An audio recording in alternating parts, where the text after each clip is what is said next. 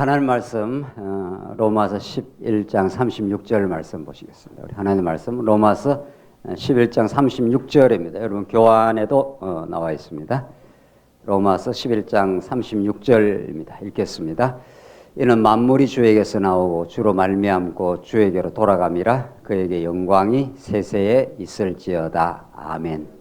우리 종교개혁자들이 가장 좋아했다고 하는 말씀의 한 귀절입니다. 또 성경 전체의 결론이기도 하고 로마서의 결론이기도 한 말씀입니다. 만물이 주에게서 나오고 주께로 말미암고 주께로 돌아감이라 그에게 영광이 세세에 있을지어다. 아멘. 결국 창조로부터 종말까지 하나님이 계시 섭리 전체는 우리로 하여금 이 찬송을 만들어내시는 하나님의 뜻입니다. 이 깊이와 넓이를 우리는 평생을 통해서 깨달아갈 터인데, 오늘 우리 로고신학연구원 마지막 오늘 시간 종강 강의가 되겠는데, 여러분들 교환을 보시면 먼저 우리 목차 8항목을 우리가 살펴가기로 우리가 생각을 했습니다. 처음에 기본 입장, 성경신학의 역사, 새로운 접근, 언약 성취사적 성경신학, 이 성경신학의 학문적 위치가 어떠하고 우리 지난 시간까지 인식론적 원리가 어떠한 건지, 이런 것들이 다 성경신학의 서론적으로 반드시 이제 검토돼야 될 내용입니다. 오늘 6장, 7장, 8장인데 오늘 6장 내용은 본론에 가서 심도 있게 다루겠습니다. 이 부분은 굉장히 개념적인 것이기 때문에 이것은 본론을 공부하고 총체적으로 한번 정리를 하겠습니다. 성경신학의 기초 개념들 아주 중요한 것들인데 서론에 다루기는 굉장히 무겁기 때문에 본론 마지막 부분에 우리 다음 학기 한번 어간에 봐서 검토를 하겠습니다. 오늘은 7, 8 그 항목을 우리가 살피는데, 오늘은 성경신학의 한 오타가 났는데 성경신학의 역사적 의의와 과제 그리고 목적 이렇게 되어 있습니다. 성경신학의 역사적 의의는 도대체 무엇이며 남은 과제는 어떤 것들이 있으며 도대체 우리가 성경신학이라는 학문을 우리가 공부하는 궁극적 목적은 무엇인가, 이것을 우리 첫 시간 검토를 하고 이제 마지막 시간에 8번째로 성경, 성경신학 그리고 교회라고 하는 그 주제를 가지고 검토함으로 오늘 성경신학 서론 전체에 대한 오늘 총정리를 하도록 그렇게 하겠습니다. 우선 그 6번째 그 성경신학의 기초 개념들이 있는데 그 앞부분만 한번 보고 지나가도록 하시죠. 성경의 개념들은, 성경 안에 나와 있는 모든 용어와 그 개념들은 분리된 내용이 아니라 하나님을 계시하기 위하여, 굉장히 중요한 겁니다. 이 사실은 하나님이 어떤 분인가를 계시하기 위하여 치밀하게 유기적 관련성을 가지고 사용되고 있습니다. 뭐 언약이라든가 성취라든가 하나님 나라라든가 죄와 구속이라든가 뭐 등등등등등등 해가지고 성경에 나오는 모든 그 개념들이 하나의 그 구조적인 유기적인 관련망을 가지고 있습니다. 거미가 이렇게 거미 집을 지으면은 그 오를 가지고 뭐 집을 지을 수 없지 않습니까? 아주 치밀하게 그 망을 형성하고 있어서 그게 하나의 목적을, 거미가 먹이를 잡아먹기 위한 딱 목적을 가지고 그 아주 치밀한 유기적인 그 거미 망을, 거미 집이라 그럽니까? 그걸 형성하고 있듯이 성경이 그렇게 되어 있습니다. 성경이 하나님의 자신을 계시하기 위하여 많은 기초적인 개념을 사용하고 그렇게 하신다. 이것은 이 본론 우리가 강의가 진행되면서 이제 다음 학기부터 최종 정리를 하겠습니다. 오늘은 우선 그 드라마를 생각하시면 됩니다. 드라마는 하나의 주제밖에 없습니다. 성경은 하나의 주제밖에 없는 거죠. 그 드라마 주제를 드러내기 위해서 등장 인물, 소품, 뭐 기타 세팅, 뭐 여러 것들이 다 필요하지 않습니까? 그 중에 하나도 필요하지 않는 게 없다는 거죠. 그것이 종합적으로 설명될 이유가 있다는 거죠. 그 정도만 우리 이해하고 우리 이제 자꾸 공부하면서 여러분 스스로가 이렇게 정리를 해가시면 되고 본론 가서 이제 총체적으로 정리를 하겠습니다. 자, 오늘은 7번째 성경신학의 2페이지에 역사적 의의와 역사적 의의, 그리고 우리에게 주어진 과제는 또 무엇이고 그 목적은 무엇인가? 첫 시간 우리가 정리하도록 하겠습니다. 먼저 그 성경신학의 역사적 의의입니다.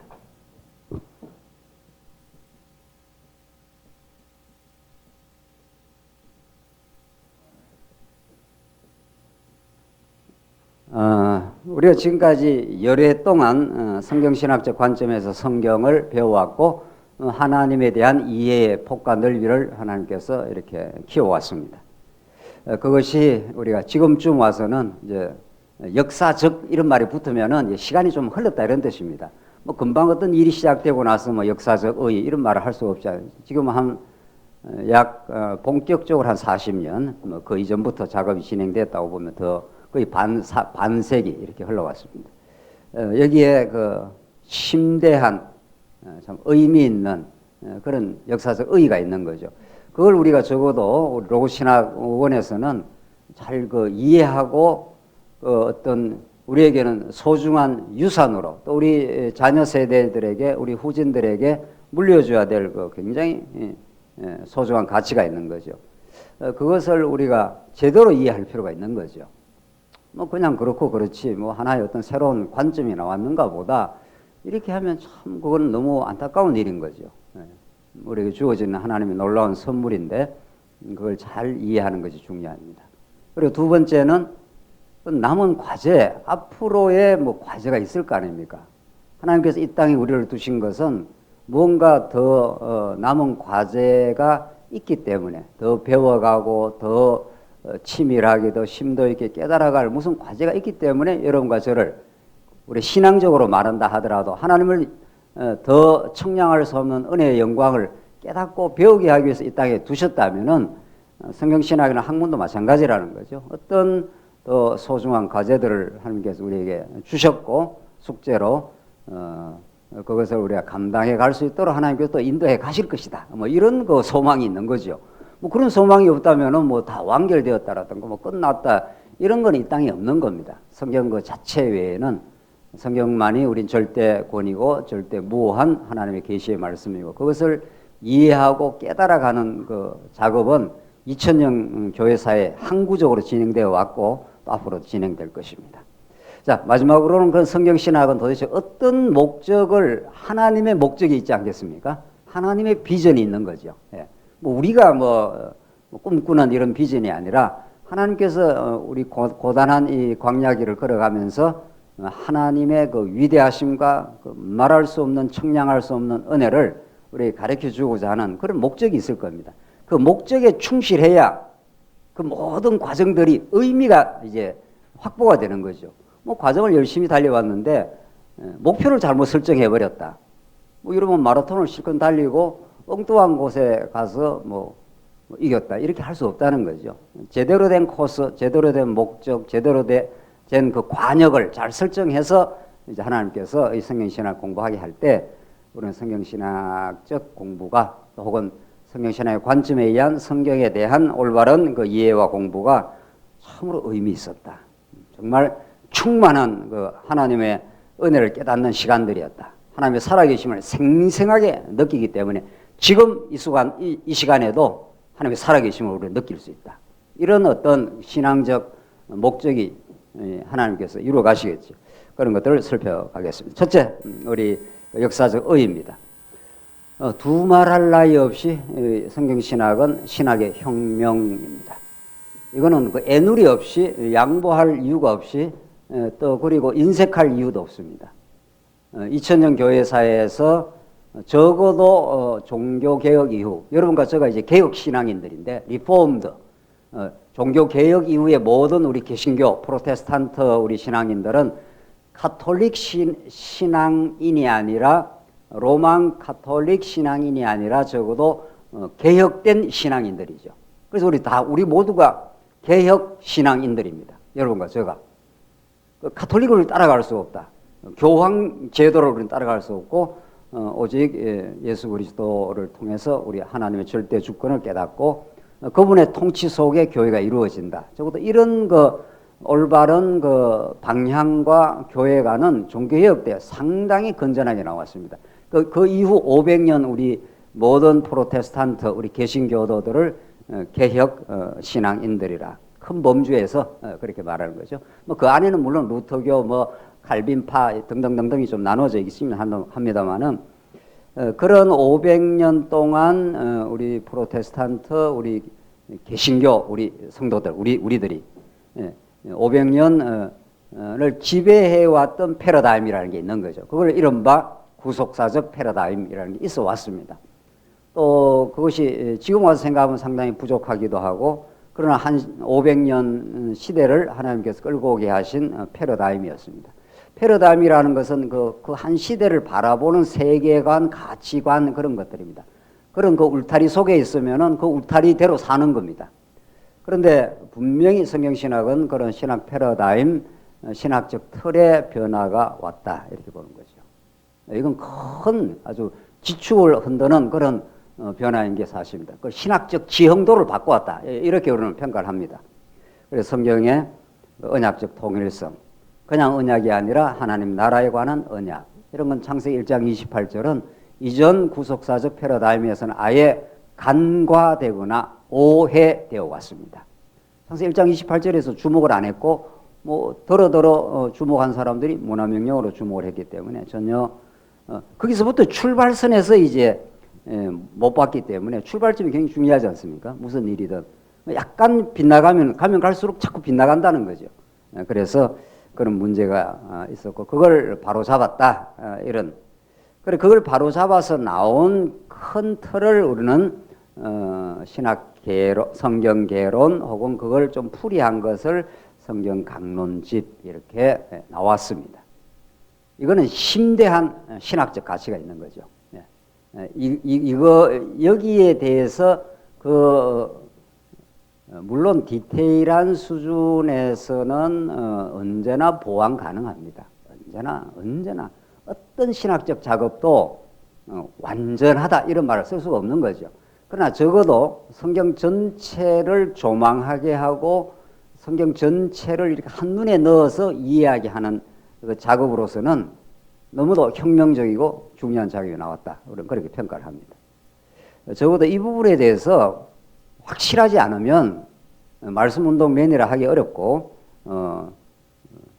우리 특별히 우리 장안조항교회에 하나님께 하신 일이기 때문에 그 가치와 의미는 점점 더 부각될 겁니다. 그 전체적인 골격과 그 뼈대, 다듬기 작업을 우리가 늘 이야기한다나 그거는 언제나 남아 있긴 하지만, 이런 거죠. 무엇이든지 전체 그 뼈대와 골조, 또 전체적인 그런 것이 한번 바뀌고, 그것이 얼마나 하나님을 하나님답게 이해하는데 중요한 건가. 이것은 정말 연구를 하면 할수록, 제대로 연구를 하면 할수록 더 드러납니다. 그래서 그 부분에 대해서 우리가 조금도 인색할 이유가 없다. 그리고 그리스도 중심성, 메시아 언약과 메시아 성취, 이런 것들이 다 밝혀져 왔고, 그래서 궁극적으로 하나님의 영광이라고 하는 우리 종교개혁자들의 그 기치였습니다. 슬로건인 거죠. 우리는 오직 하나님의 영광만을 위하여. 이게 16세기 종교개혁자들 아주 치열하고 아주 심도 있게 이걸 강조해 왔습니다. 그 사람들이 뭐 해석학적으로 좀 미진한 부분들이 있었지만, 워낙 그 목적에 대해서, 그 하나님 주신 비전에 대해서 확실했기 때문에 그 사람들은 아주 강렬합니다. 교회를 세우는 일에 헌신적이고 죽음을 불사하고 이렇게 되었습니다. 왜냐하면 하나님의 영광을 위해서라면은, 왜냐하면 그 영광이 영원한 영광이기 때문에 지금 우리는 죽어도 다함이 없다, 장렬하게 전사해도 상관없다, 이런 식입니다. 그러니까 우리는 언제나 그 16세기 종교개혁으로 돌아갈 이유가 있고, 그곳에서 제대로 된 정신을 배울 이유가 있는 거죠. 그냥 뭐 교회 생활 좀 그냥 위로받고 그냥 교회 생활 좀 고단한 생활 속에서 여기 와서 좀 편안하게 신앙생활한다, 이런 건 종교개혁자들의 그 정신이 아닙니다. 그 사람들 얼마나 그 두려운 일들을 많이 경험했고 위험한 고비를 많이 넘겼지만, 루터도 그랬고 칼빈도 그렇고 쭝잉글이 다 그렇게 살다가 죽었습니다. 그래서 그 하나님의 영광이라고 하는 주제는 언제나 우리의 신앙을 원초적으로 새롭게 합니다. 자기 영광이 아니라, 인간은 타락이라는 건 자기 영광에 사로잡혀 있는 인생이거든요. 언제나 자기 인정 욕구, 자기 뭐 정명 욕구, 뭐 자기 영광 챙기기, 뭐 인간의 죄라는 거는 그 마력에서 벗어나질 못합니다. 그 자장에서 못 벗어납니다. 지남철이 확 사람을 잡아 당기듯이 그게 죄악의 권세입니다. 어떻게 해야 내가 편안하고 어떻게 해야 내가 또 좀 돋보이고 그걸 어떻게 벗어나겠어요, 인간이. 그런데 종교개혁자들이 하나님의 영광이라고 하는 그 주제를 성경에서 건져내고 만물이 주에게서 나오고 주로 말미암아 주께로 돌아갑니다. 세세 무궁토록 영광이 그에게 있을지어다. 아멘, 아멘, 아멘 막 이렇게 되는 거죠. 그게 진리입니다. 그게 진리입니다. 이렇게 되면 그래 되면 완전히 자아가 사라지고 우리 안에 예수 그리스도만 서 있는 거죠. 그럼 우리는 예수 그리스도의 지체가 되고 그 안에 한없는 행복과 자유를 누리게 되는 거죠. 그게 하나님의 영광이라는 주제입니다. 그걸 어떻게 성경에서 66권에서 확인하고 깨닫고 발견하고 누리고 그게 하나님의 살아계심이라는 게 그런 거죠. 그 살아계신 그분이 가지고 있는 위대한 5가지 속성이라는 게 그분은 전능하시고 그분은 신실하시고 그분은 주권적이시고 그분은 영원하기 때문에 이 땅에 우리 잠깐 살다 가는 고단한 생활, 고난의 삶 이게 그렇게 연연을 안 한다는 겁니다. 그 영원이라는 걸 우리가 감지를 하기 시작하면 그리고 그분의 영원한 사랑의 확정 십자가에서 증명된 그 사랑의 확정 그걸로서 우리는 충분하고 다함이 없다. 이 종교개혁자들이 우리처럼 이렇게 무슨 5대 속성이라 이렇게 말은 안 했어도 그분들은 그렇게 해석학적으로 연구할 시간도 없었습니다. 무슨 욥 시편 잠언 전도 아가를. 그러나 그 루터가 시편 강의하는 걸 보고 이렇게 하면은 그런 그 정서가 더 강렬합니다, 사실은. 오늘 하나님의 그 위대한 영광을 받기 때문에 죽어도 다함이 없다. 뭐 이렇게 나간단 말이죠. 그게 우리의 그 개혁 신앙입니다. 그래서 우리는 더 이론적으로 아주 정밀하고 정치한 논리를 갖고 있다면은 너무 그분들과 방불한 그런 그 신앙적 정서가 필요한 거죠. 그 신앙적 결기가 하나님께 주시길 바라는 거죠. 그래서 뭐 조금 알고 나면은 그거 갖고 남 판단이나 하고 뭐 이런다면은 이건 뭐 안다 소리 할 것도 없는 겁니다, 사실은. 그래서 그만큼 성경신학적 작업은 하나님께 이 시대에 주신 패러다임의 변화 이런 것은 천동설에서 지동설로 바뀌었어요. 지축이 한번 흔들어진 사건. 여기에 우리가 감격하고 또 실제 뭐 이론적으로만 그렇다가 아니라 이걸 제대로 종교개혁자들의 하나님의 영광이라는 그 정신을 그대로 쭉 밀고 나왔다. 이렇게 하나님께서 밀어버렸다. 끝까지. 종교개혁자들은 그렇게 해석학적으로까지 정리를 못했지만 그분들은 목적을 정확하게 정리하고 뭔가 이렇게 한 거 아니에요. 그 치열한 16세기 종교개혁 당시에. 그러나 하나님께서는 이론적으로 그것을 더 밀어서 이렇게 잘 정리되도록 했기 때문에 담 없는 그 은혜의 보고 속에 우리가 들어와 있습니다. 그 일을 조금 더 삭감할 이유도 없고 잘 유산으로 받고 더 발전적으로 우리가 개진해 나가길 그렇게 바라는 거죠. 로고신학원은 그런 의미를 갖고 있는 겁니다. 조금도 그 의미가 쇠퇴되지 않습니다. 몇 사람이 모여서 공부를 하든 상관없다는 거죠. 따지고 보면. 뭐 루터 한 사람이 얼마나 그 시대를 변화시켰냐면 그 루터가 변화시킨 게 아니고 루터의 감동케 한 그리스도의 영광이 칼빈을 붙들었던 하나님의 그 절대 주권이 그 많은 사람들에게 자유를 선사했습니다. 자기에게 매여 있는, 자기 죄에 매여 있는, 자기 영광에 늘 절절절절 매고 있는 끌려다니는 우상에 끌려다니는 인생들 그런 거죠. 거기에 하나님의 영광이 선포되기 시작하면은 자유, 기쁨, 감사 이런 것들이 막 터져 나오는 거죠. 그걸 우리는 하나님의 나라라 한다는 거죠. 자 이제 두 번째로 넘어갑시다. 이제 과제가 있습니다. 세 가지 과제를 우리가 검토할 수 있어요. 첫째는 신학적 과제, 두 번째는 통합학문적 과제, 셋째는 선교적 과제가 있습니다. 이 세 가지를 오늘 우리 로고신학연구원에 온 우리 모든 우리 성도님들은 충분히 이것을 이해할 수 있고 또 같이 누릴 수가 있고 또 같이 사명으로 느껴야 될 그 이유가 있습니다. 이 세 가지 과제에 대해서. 자, 한번 봅시다. 이거 뭐 강의를 교환은 이제 자세히 보면 되니까. 첫째가 무슨 과제라고요? 신학적 과제가 있고, 두 번째는 뭐예요? 통합학문적. 세 번째는 선교적. 자, 이 세 가지만 들어도 가슴이 울렁거리지 않습니까? 아, 이거 정말 우리 로봇 신학원이 있어야 될 이유가 있고, 우리가 이 말씀을 들을 이유가 있다. 그 신학적 과제, 신학과 우리 신앙은 아주 동의어입니다. 우리에게는 적어도. 어떤 사람들, 뭐, 일반 학자들에게는 그게 신학과 신앙이 다른지 몰라도, 적어도 우리 말씀 운동 안에서 신학적이라는 것은 신앙적하고 동의어로 보는 거니까, 하나님 아는 만큼 하나님을 믿게 되는 거니까. 그러니까, 이런 신학적 과제가 이게 더 있다 하는 것은 우리한테 엄청난 그 사명과 그 소망을 주는 작업이 있는 거죠. 충분히 지나온 그 신학적 의의를 누리되 이런 거죠. 그걸 뭐 배제하거나 그걸 괜히 무슨 폄하하거나 이런 게 아니라 그걸 충분히 누리되.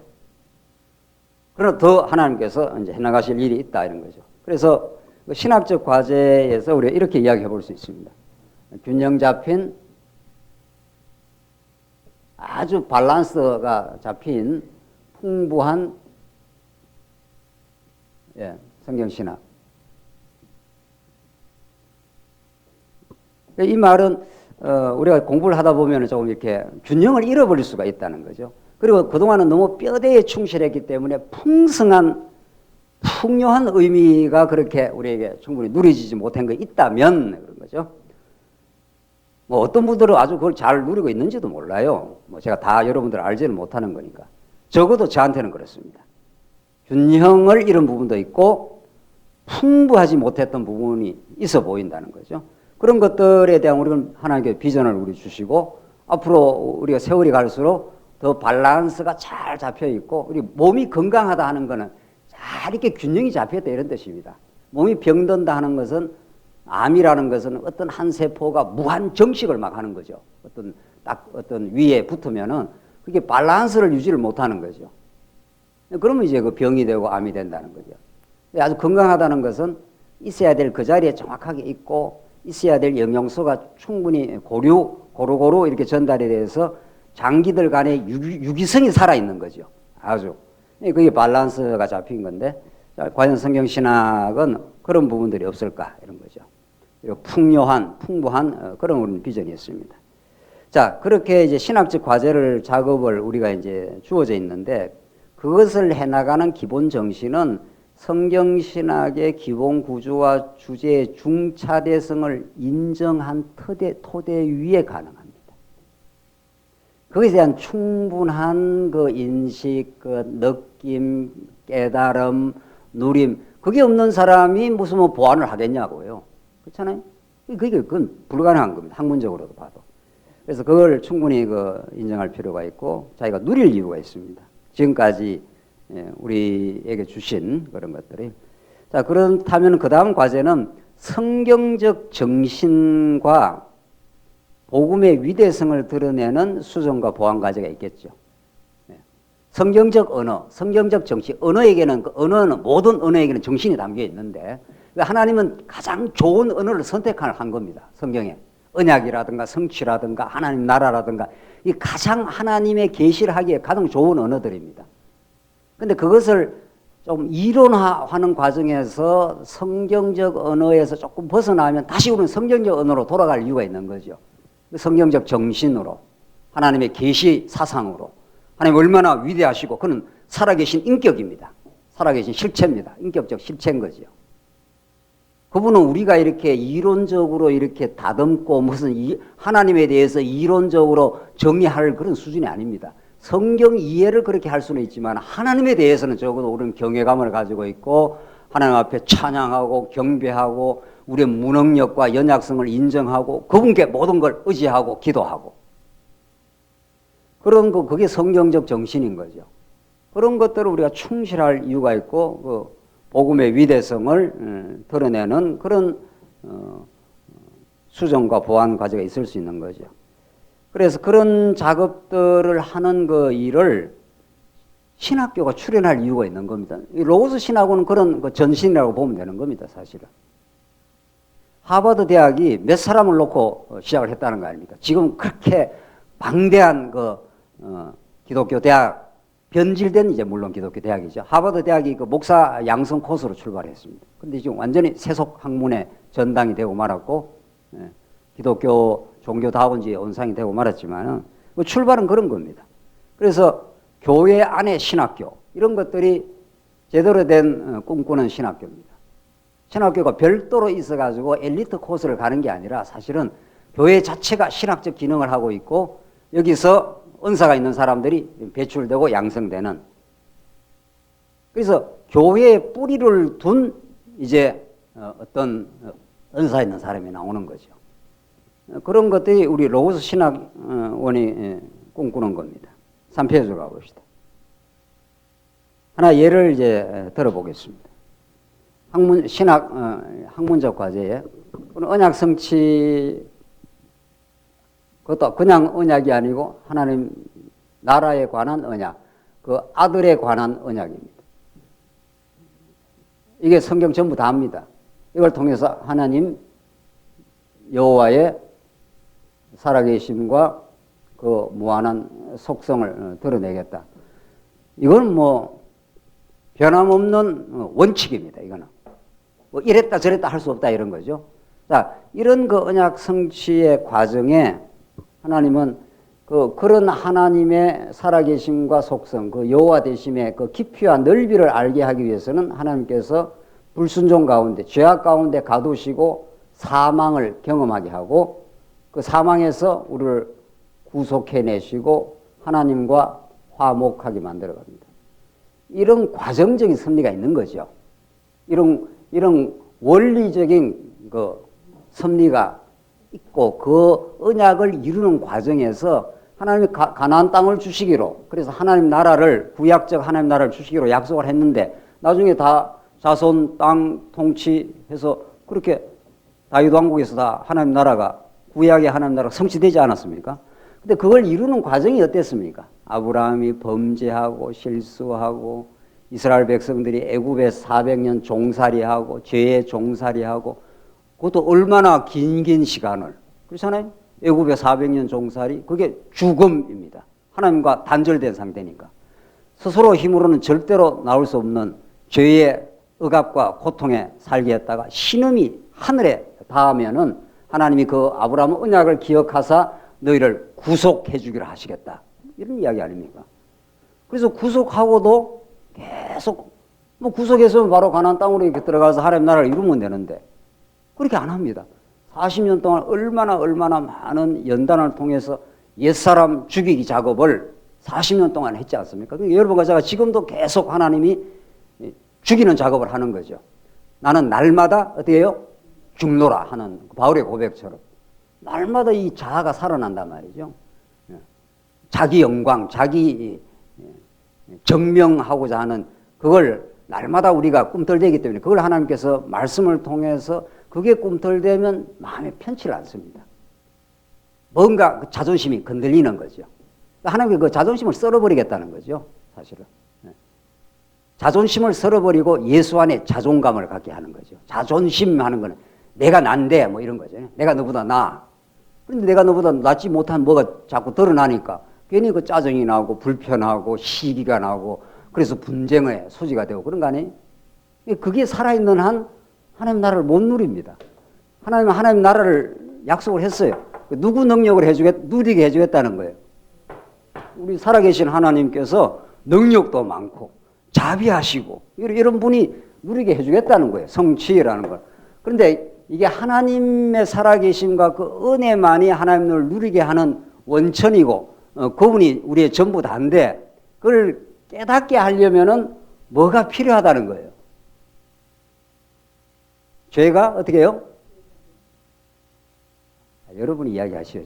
저만 이게 잘못되면 안 되잖아요. 죄가 어떻게 해요? 필요합니다.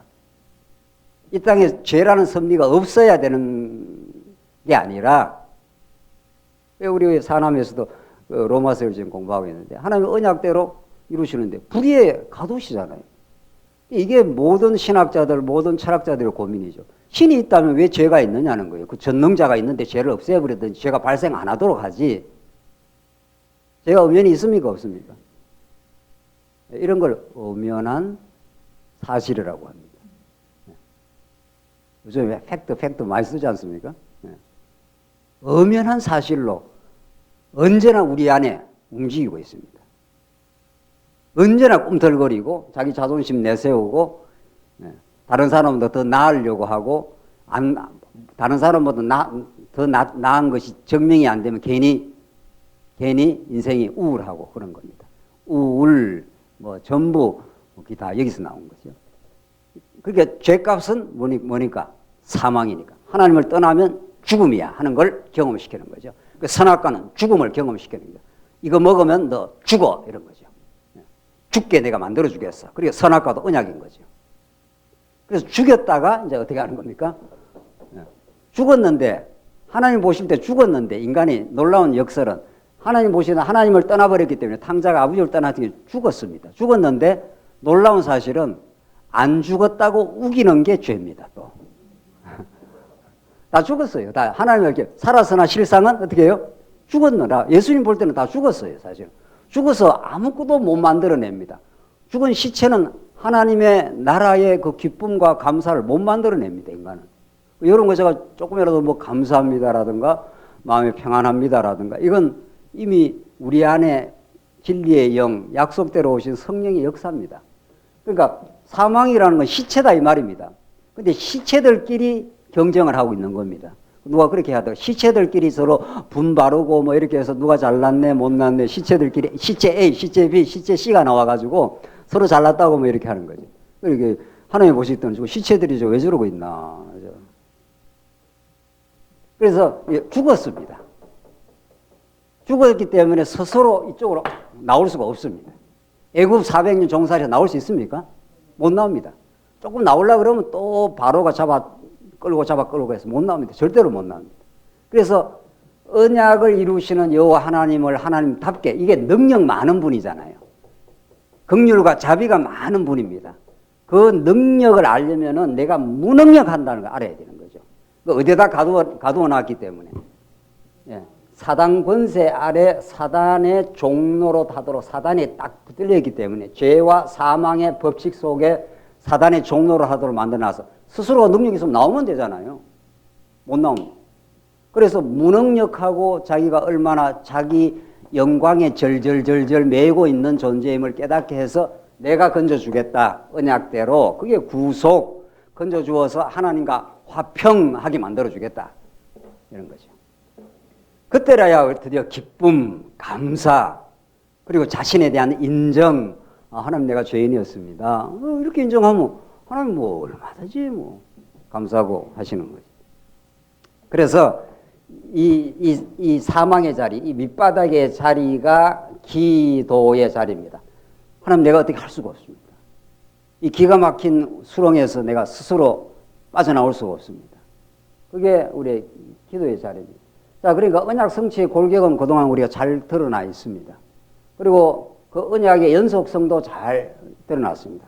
아담의 3대 언약, 그 다음에 노아, 아브라함, 모세, 다윗, 새 언약, 예수 그리스도 얼마나 잘 연결이 되어 있는지 모릅니다. 이게 언약의 통일성이라고 하는 그런 과제가 있습니다. 우리한테 이 죄악과 사망과 구속의 이런 과정들이 충분히 균형 있게 설명되어야 기도라는 것이 제대로 신학적 설명이 되는 겁니다. 기도는 내가 무능력하고 내가 내 스스로를 억압할 수 없고 내가 하나님 나라를 누릴 수 없습니다. 그래서 예수님께서 하신 기도대로 하늘에 계신 우리 아버지 이름이 거룩히 여기심을 받으시면 이름이 거룩히 여호와 되심을 그 하나님이 우리 아버지 되심을 그게 지금까지 우리가 강조해왔던 여호와 하나님 그 하나님 우리 아버지 되심 이건 말할 것이 중요한 겁니다. 그의 살아계심과 그의 위대한 오대 속성. 그런데 기도를 들어보면은 그렇게 기도가 처음에 딱 여호와 이름이 거룩히 여기심을 받으시오며 하늘에 계신 우리 아버지 하는 건 여호와를 뜻하는 거죠. 그분이 우리 아버지가 되셨는데 그 이름이 거룩히 여기심을 받으시면 그 다음부터는 전부 뭡니까? 나라가 임하옵시며. 하나님, 내가 나라를 스스로가 누릴 수도 건설할 수도 없습니다. 나는 죄악 가운데 허덕이고 있습니다. 죄에서 나오는 기도입니다. 이게 전부. 그래서 절실한 기도에 대한 신학적 이해가 없이 우리 신앙생활이 불가능합니다. 그래서 이 기도와 진정한 찬송이라는 것은 이 모든 걸 종합적으로 이해할 때 생겨나는 게 기도하는 태도, 기도하는 마음, 당신을 전적으로 의지하는 마음. 전에는 내가 뭔가 할 수 있다고 생각했던 자의식, 자존심 이런 것들이 십자가에 못 박아버렸기 때문에 이제는 예수 그리스도의 이름으로 하나님께 나아갑니다. 그래서 나라가 임하옵시며 뜻이 하늘에서 이루어진 것 같이 땅에서도 어떻게 해요? 이루어지다. 이게 무슨 주문이 아닙니다. 우리 간절한 기도입니다. 하나님 이 땅에서 이루어 주십시오. 우리 가정 안에, 우리 교회 안에 하나님 나라가 지금 충만하지 않습니다. 때로는 시기, 갈등, 분쟁, 지금도 계속 원망, 상대방에 대한 책임 전가, 이 모든 죄악의 지금 뿌리들이 우리 안에 언제나 준동하고 있습니다. 그래서 우리 마음이 불편하고 힘듭니다. 힘들 때 기도하고 제일 밑바닥에서 기도를 하는 겁니다. 기도는 평안할 때 하는 게 아닙니다. 원래 원칙적으로 뭐 물론 평안할 때도 하는 거지만은 그 평안한 것도 검토를 해봐야 되는 거죠. 진짜 심령이 편안한 건지 육신이 편안해서 나태한 건지. 그래서 기도는 그런 바닥을 칠 때 바닥을 치게 하신 하나님께서 이 기도를 들으시고 하나님께서 어떤 일을 이루어가는 과정에 너가 나를 의지해 내게 구해 그러면 너를 내가 인도해 줘 이러면서 이런 그 고난과 연단의 시간들을 계속 통과하면서 하나님은 우리가 하나님께 오기를 바라고 내가 여호와야 내가 너의 아버지야 내가 능력 많아 이걸 계속해서 가르쳐주는 과정이 절실한 기도의 과정을 통해서 이루어지는 거죠. 그러니까 기도가 내 삶 속에 별로 없다 이런 거는 도무지 하나님과의 관계가 별로 없다 이런 뜻입니다. 그러니까 언약 성취를 깨달아도 그런 기도의 절실한 과정이 없기 때문에 절실하게 구할 것도 없고 응답받을 것도 없는 겁니다. 그래서 이 기도의 회복이라는 것은 언약에 근거한 기도.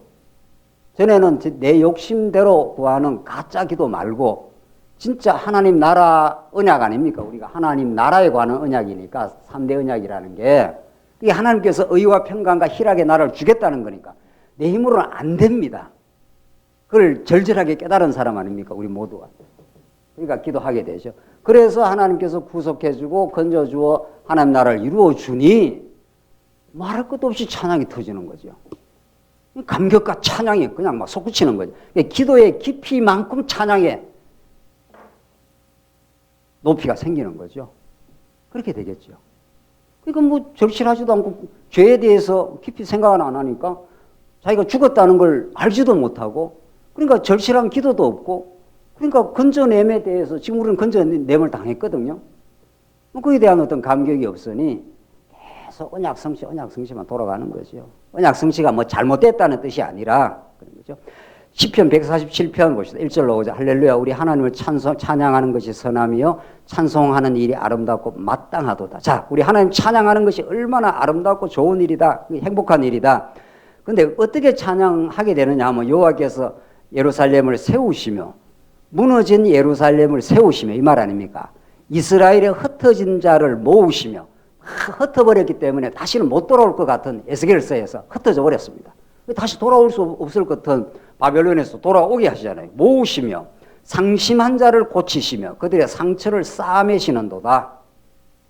상처를 엄청 받았지 않습니까? 이스라엘이. 상처를 많이 경험한 사람이 상처를 싸매을 당할 때 찬송이 터진다는 겁니다. 자기가 얼마나 심각한 죄인임을 깊이 깨달을 때 하나님의 의로 덧입은 하나님의 언약에 근거한 의가 얼마나 소중하고 나는 그리스도를 놓을 수 없다 이렇게 되는 거죠. 그러니까 찬양이 막 터져나가는 거죠. 찬양이. 그러니까 할렐루야 우리 하나님을 찬양하는 것이 선하고 아름답고 마땅한 일이로다 막 터져나가는 거죠. 그러니까 기도의 깊이만큼 찬양의 높이가 막 터져나가는 거죠. 시편 후반부는 다 그 말씀을 하고 있는 거죠. 그렇죠. 그래서 이 기도 생활의 소중함, 그 귀결로서의 하나님을 찬양함. 그 찬양이 이미 터져버린 사람은 성도 뭐 봉사, 뭐 교회 봉사 하지 말아야 합니다. 그 극치의 기쁨과 감격을 누리고 있는 사람이 옆에 있는 지체들을 섬기고 사랑하지 않겠냐고요. 그러니까 그러므로 이후에는 정말 앞에 나오는 그 찬양이 터져버린 사람에게는 그거는 포도나무에 붙어있는 가지에서 진액이 쭉쭉쭉쭉 올라와서 결실을 맺을 수밖에 없어요. 그래서 우리 언약 성취 뼈대가 그렇게 해도 하나님 나라에 관한 언약대로 예수 안에서 예수가 이룰 겁니다. 그걸 이루기까지 어떤 하나님께서 죄악의 몸부림과 불순종의 과정들, 허망한 자아에 집착된 우리 인생들, 그 병들어버린 인생들에 대한 자각과 그 기쁨, 내가 그랬구나. 그리고 하나님께서 이미 우리를 구속해내시고 속량해내시고 하나님과 화목해 하시는 거 하나님 놀라운 그 성전됨 이런 겁니다. 예수가 우리의 성전되어 있어서 하나님을 우리는 만날 수 있게 된 겁니다. 그 화목의 기쁨, 그것이 하나님의 이름을 두신 성전에서 여호와를 찬양함으로 이어지겠죠. 그래서 제사장이 피를 뿌리고 있으면 밖에서 다 숨죽인 듯이 기다리고 있다가 제사장이 잘랑잘랑 그 소리를 하면 우리의 죄악을 사해 주신 여호와 하나님이라고 막 터져나가는 거죠. 그래서 말할 수 없는 찬양이 터집니다. 그게 하나님께서 우리의 신앙을 그렇게 만들어내시는 거죠. 할렐루야 이렇게 되는 거죠. 이걸 어떻게 우리가 주체를 할 수 있겠냐는 거죠. 그래서 그런 그 아주 그 제대로 된 종합적이고 구조적인 그런 올바른 이해가 필요하다. 그 다음 이제 전체 구조에 비해서 성경 각권에 대한 심도 있는 이해가 필요합니다. 지금 우리는 전체 얼개를 잘 잡은 거죠. 로마서, 창세기, 계시록, 마태복음 등등등 한 권만 우리가 살펴도 이제는 여러분들 전체 구조가 나오고 나면은 한 권을 분석하고 이해하는데 얼마나 좋은 도움이 되는지 모릅니다. 그러니까 한 권을 아무리 분석을 하고 연구를 해도 박사학위를 따도 전체를 모르고 한 권을 보는 거하고 전체를 알고 한 권을 이해하는 것은 하늘과 땅입니다, 사실은. 그런 연구가 앞으로 계속 진행될 겁니다. 로마서 한 권을 봐도 성경 66권 전체가 로마서 안에 아주 옹골차게 딱 들어와 있는 거죠. 창세기 마찬가지고, 뭐 계시록 마찬가지일 거고, 뭐 어떤 거라도. 그러니까 얼마나 많은 그 연구 과제들이 남겨놓고 있는지 모릅니다. 보다 성경적 언어에 가까운 개념의 보완, 예컨대 3대 언약을 하나님 나라 언약으로 한다든가 신학적 이런 걸 말을 우리는 아주 즐겨 쓰는데 그 중요한 개념입니다. 그러나 그 신학적이라는 게 자칫하면은 이론화 될 수가 있다면 그보다는 복음적 이런 말을 더 겸해서 쓰는 것도 아주 좋아 보입니다. 향후 연구 과제는 많습니다. 여러분들 쭉 보는데 성경 자체의 내재적 연구 과제도 있고 또 성경신학적 관점에서 보면 조직신학의 연구 과제도 있고 성경신학적 실천신학, 선교신학에 대한 새로운 구성도 있고 4페이지 넘어가십시다. 제가 이것 되게 다 하겠어요. 이거 하려면 하나만 해도 1시간 강의를 할 수 있는데 다음에 이제 차츰차츰 하십시오. 이제 우리 로신학원이 뭐 이번 학기로 다 종칠 건 아니지 않습니까? 4페이지. 올바른 교회관의 정리. 이건 아주 실제적인 겁니다. 정말 올바르게 교회관을 정립하는 것. 하나님 나라로서의 교회관. 이건 이야기만 들어도 얼마나 우리의 가슴을 울렁하게 하는 거죠. 교회가 하나님 나라라는 겁니다. 이 개념을 우리가 애용하고 또 성경이 말하는 바이기 때문에 교회 하면 자꾸 사람들이 이렇게 모여있는 거 이게 아니고 하나님 나라의 왕이신 그리스도가 우리의 머리가 되어서 우리를 보호하고 통치하고 다스려주고 지켜주시는 분이시다. 얼마나 우리 안정되고 즐겁고 감사한지 모르겠다 이런 거죠. 하나님 나라입니다, 교회가. 자, 신령한 교회와 지역교회의 중요성을 균형 있게 이해할 필요가 있습니다.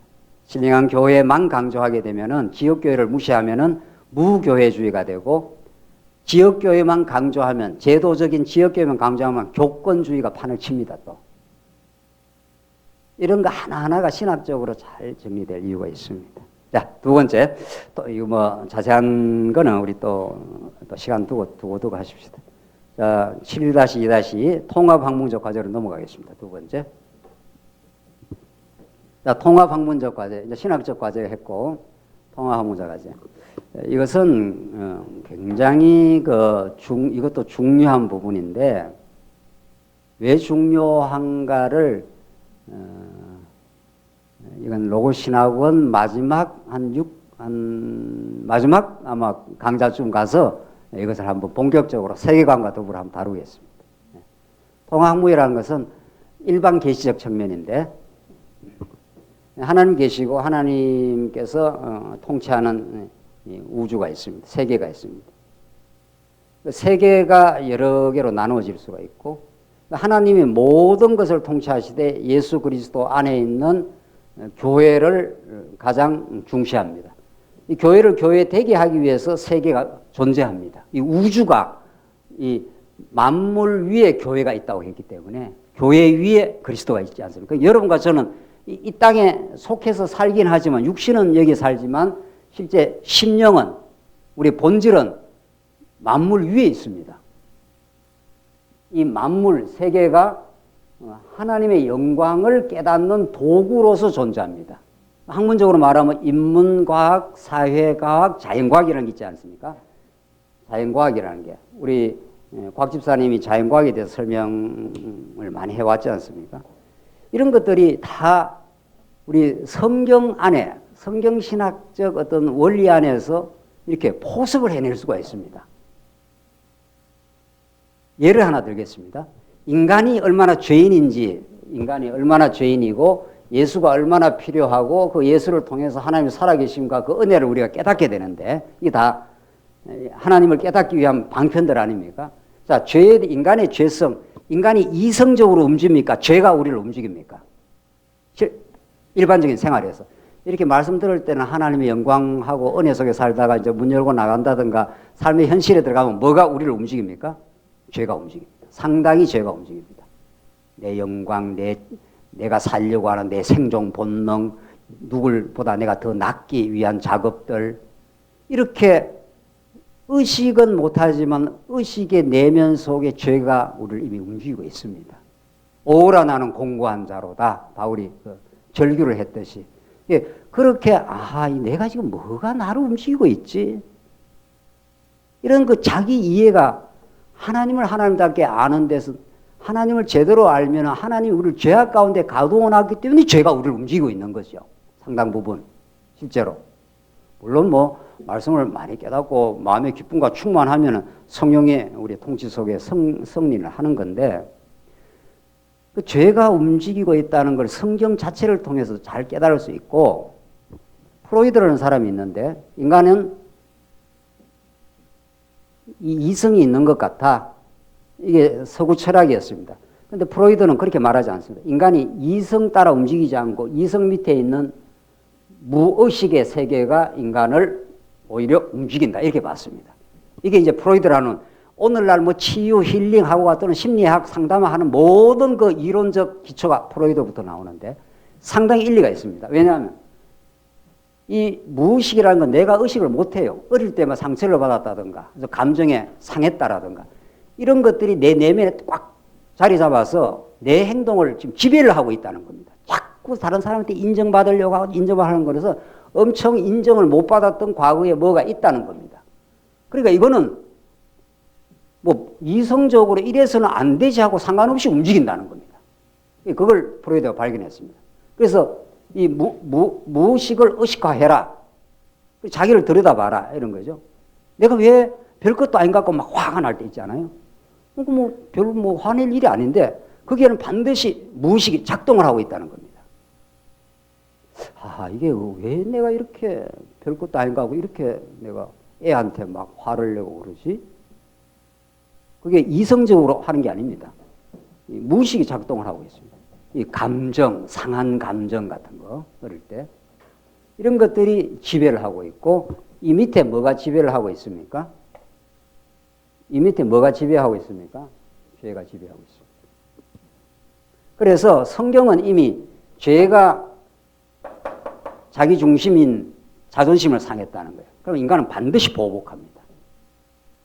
못 견딥니다, 인간은. 어떤 경로를 통해서도 보복을 하게 돼 있습니다.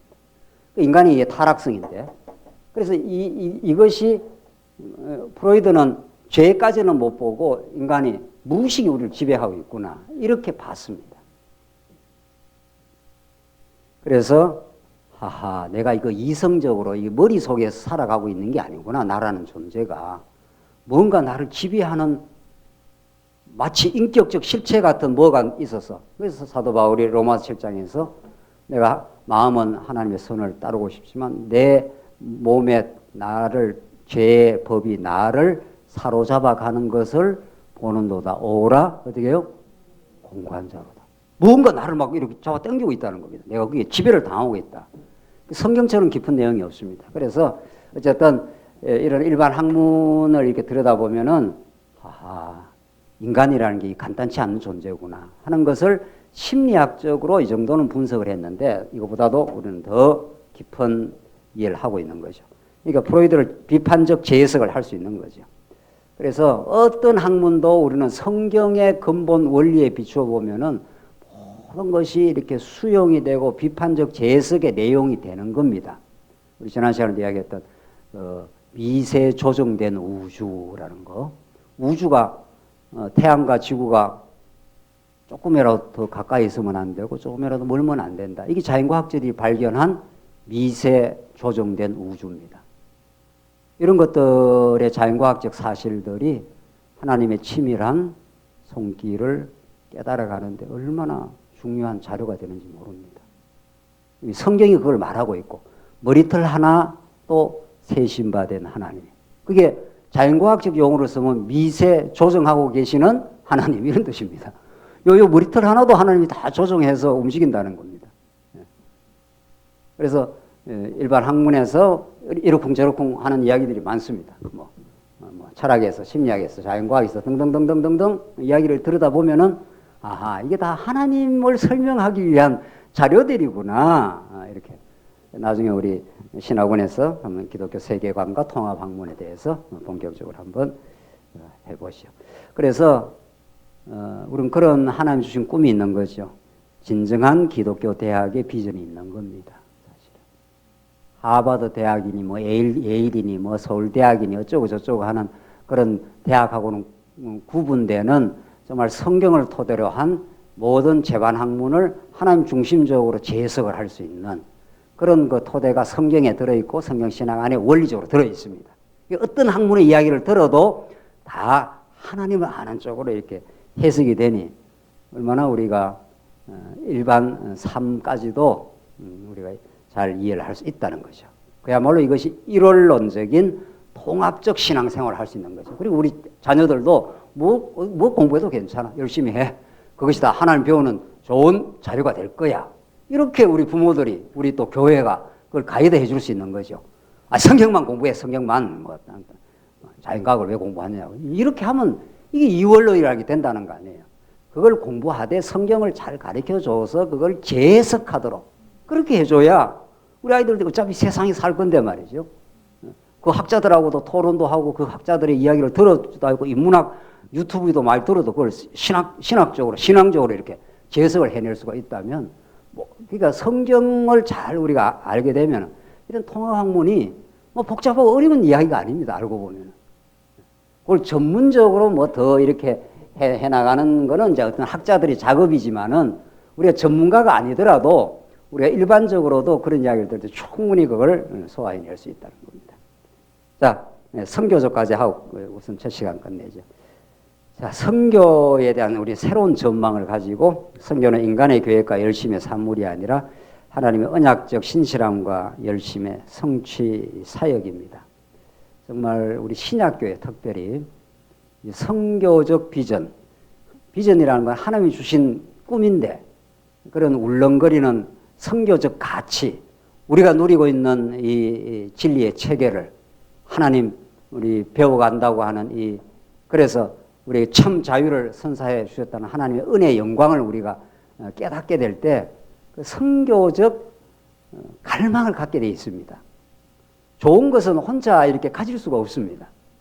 좋은 소식은 나누어야 이게 그 배가가 되고 속성이 그렇게 되어 있습니다. 여러분 어떤 좋은 소식을 들으면 제일 그 사랑하는 가족들과 나누고 싶지 않습니까? 우리 부모님이 많이 아팠다가 뭐 회복되었다. 이러고 막 온 친지한테 그 소식을 막 전해주지 않습니까? 아이고, 이렇게 큰 위독했다가 회복이 됐다고.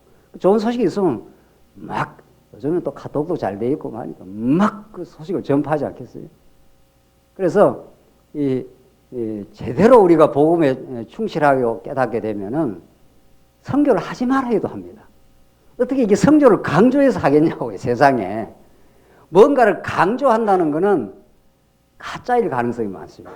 약장사가 가짜 역을 팔 때 강조를 많이 합니다.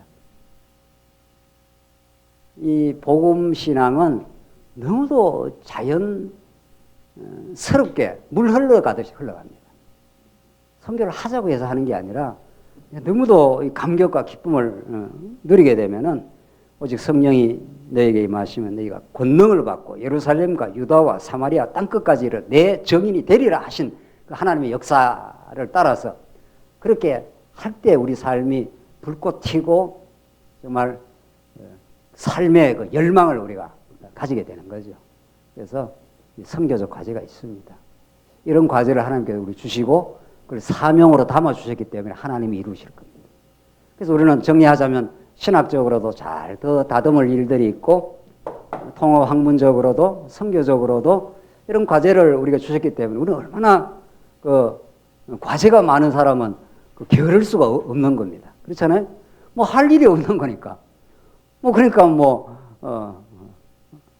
이 현대인들의 이 나태함, 게으름, 이 포스트 모더니즘이 갖고 있는 흐느적거림, 그건 예수 믿는 게 아닙니다. 예수 믿으면 과제가 늘 있고 그것이 우리에게 기쁨이 되고 함께 나누고 싶은 그 갈망이 있기 때문에 아주 오늘의 삶에 충실합니다. 쉬었다 하시죠.